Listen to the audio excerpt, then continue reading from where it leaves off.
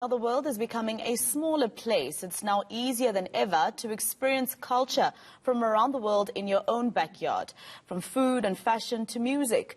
But jazz musician Billy Monama is not celebrating. He's concerned that South African guitar style is being lost, and he's hosting a workshop to preserve the sound. He joins us now to discuss this. Billy, thank you very much for your time. I see you've got a very beautiful acoustic, one of my favorite guitars. Just tell me, what do you mean by South African guitar? So what's the difference? Well, can I say hi, Masego? Good morning. Good morning. So, the South African guitar is a very distinctive, instrument.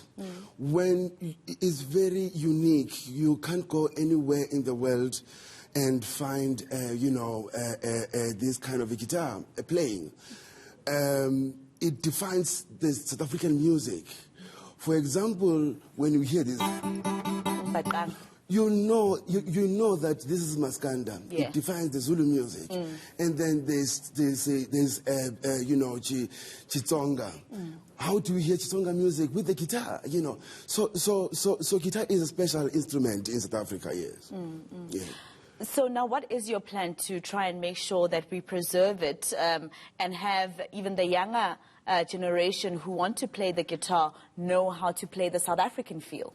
Well, I thought of it's not an easy task, I must say, but I thought of doing something about the memory, capturing the memory that was lost, over the years.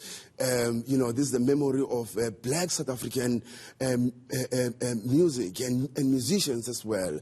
There was so much musicians who were not documented properly, and to start with a simple thing, their names, they were incorrectly written.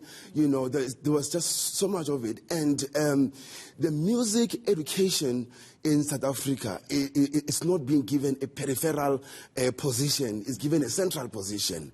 How am I saying this? Is because of the teachers. They are lacking dimensions and training in African music. So this means that when someone goes to school to study music, he's being taught the curriculum of the Western, and the American curriculum. So then when later he becomes a teacher, what he's going to teach is going to teach what, yes. So it becomes a perpetuation of some sort. So now, when I was young, when I was at school, I was given an assignment to research about Maskanda guitar. I found nothing documented about the South African guitar, and that was, for me, it was a concern, So that is why I thought of taking this initiative. So now this initiative, then, I had to create a workshop to bring the awareness about this, because the teachers themselves, they don't know African music, but now I see people are becoming woke enough, because many of the post-grads, they write theses and research about African content. So, yeah, we're getting somewhere.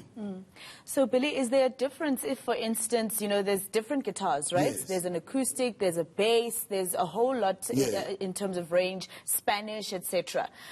So, obviously, maybe we shouldn't count the Spanish because it's not South African, but does it matter which one I use? Can I use the bass guitar and still get the African feel, or does it have to be acoustic? Yes. I mean, the bass guitar, it can also do the work of the thing, because, we have the legends like Joseph Makwela. Joseph Makwela, he was the first electric bass player in South Africa. Black electric bass player in South Africa. He recorded with the Motela Queens, the Western Kosi. They had a band called Mahona Zotle. So he's a baddest bass player. He's still alive. And people, they don't know about that. Last day when I did a workshop, I brought him as a guest. I asked the kids, I asked the students if they know him. No one knew him. Yeah, so now, any instrument, it has its own language of interpretation of South African music. It could be piano, it could be organ, like people like the Black Moses of, Soul Brothers. When they play that organ, you hear which I such a hammer magic. Yeah.